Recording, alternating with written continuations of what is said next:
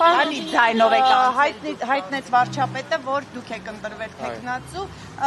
նախ ձայները ձայները կարևոր չի։ Լավ, ձայների հետ կապված չէ, ձեզ համար դուք ինչ ելույթ եք ունեցել, եթե այո կասեք,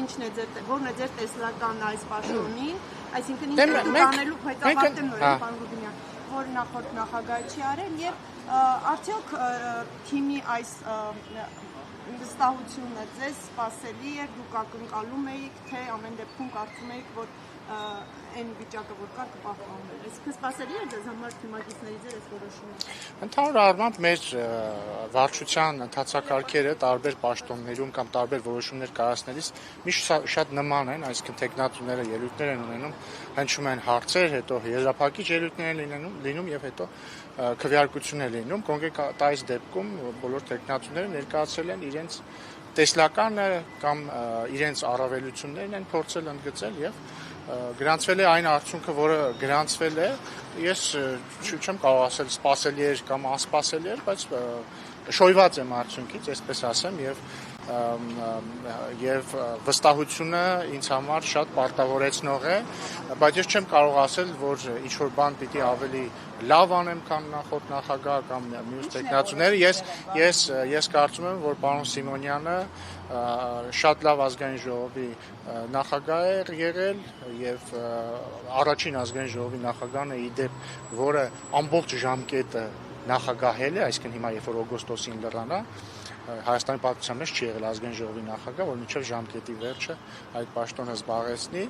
եւ պարոն Կոնջորյանը փայլուն խմբակցության ղեկավար է եղել, եւ մենք այս տարիների ընթացքում, այս 5 տարիների ընթացքում շատ մեծ եւ պատասխանատու աշխատանք ենք իրականացնել իրար հետ, անցել ենք շատ մեծ փորձությունների միջով, ի վերջո նաեւ մեր աջակցությամբ եւ մասնակցությամբ է տեղի ունեցել խաղաղության հաստատումը եւ մենք նպատակաուղղված ենք միասին շարունակել աշխատել։ Ինչ է որոշիչ եղել։ Օրինակ հնարավոր է որ Փաշինյանի հավանությունն ավելի շատ ձեր կողմն է եղել։ Այսինքն ձեր մեր քվեարկությունները փակ գաղտնի են եւ ոչ ոք չգիտի եւ ոչ ոք չգիտի թե ով ում ինչպես է քվեարկել։ Ենթադրում եմ, որ գործընկերների մեծ մասը համարել է, որ այս փուլում ճիշտ կլինի, որ ես զբաղեցնեմ այդ պաշտոնը եւ դա նորմալ գործընթաց է։ Գնեք, պարոն Ռուբինյան, այսինքն դեռ պետք է նաեւ ազգային ժողովում քվեարկություն լինի, չէ՞։ Բնականաբար, իհարկե։ Սա ինչ է նշանակում, որ խմբակցությունը իրավունք ունի վարչության որոշումից այս աճ կամ ձախ քվեարկի, այսպես ասած, թե ոչ, այսինքն կարող են առանձին падգամավորներ, օրինակ, դեմ արտահայտվել, թե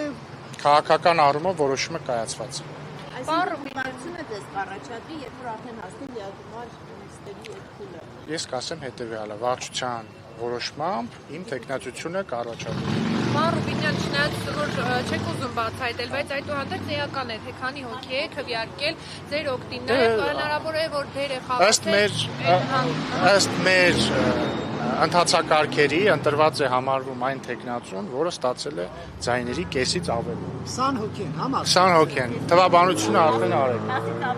10-ից ավելի։ Քանի ձայն եք ստացել, չէ։ Եթե կարիք լինի, երևի հաղորդակցության մեջ կնշվի, եթե չի լինի, չի նշվի, ես բայց չեմ կարծում, որ չի լինի, բայց չեմ կարծում, որ ընդհանրապես ձայն չի ստացել։ Ոչ, չկա նման։ Դուք եք պարոն Սիմոնյանը եւ պարոն Կոնջորյանը։ Այո։ Պարոն Ռուբինյան, հնարավոր է նաև դեր է խաղացել ձեր ընտրվելու հանգամանքում այն, որ խոսակցություններ կան Ալեն Սիմոնյանը պետք է նշանակվի հանրապետության նախագահ։ Դրանով պայմանավորված ավելությունների է եղել ձեր, օրինակ Հայկ Կոնջորյանի։ Ես չգիտեմ նման խոսակցությունների մասին, չգիտեմ։ Բայց Ալեն Սիմոնյանը մի անգամ որոշում կա։ Փոխոսնակների մասով արդեն հաջորդի որոշում կկայացվի, չէ, դեռ չկա, բայց արդեն կբացվի հիմա առաջադրման փուլը եւ մարդիկ կարողանան առաջադրվել եւ նույն ընթացակարգով կընտրենք փոխոսնակ եւ վերջին հարցը, հա, խնդրեմ։ Քանի որ դուք ներգրավված եք հայ-թուրքական բանակցություններում, հնարավոր է ինչ որ բան այստեղ փոխվի, թե մեկը մեկին չի խանգարի։ Չգիտեմ, չեմ մտածել, որովհետեւ 5 րոպե առաջ է այդ որոշումը կայացվել, 5 րոպեում չենք հասցրել այդ հարցին անդրադառնալ։ Շնորհակալություն։